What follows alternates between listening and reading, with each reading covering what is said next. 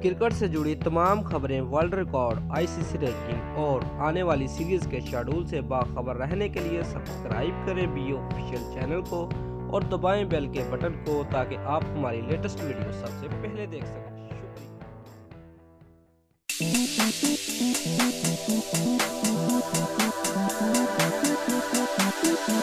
Viewers, रोशनियों की शहर कराची में बैनुल अक़वामी क्रिकेट बहाल होने की खुशी में एक दुल्हा शादी छोड़कर मैच देखने पहुंच गया।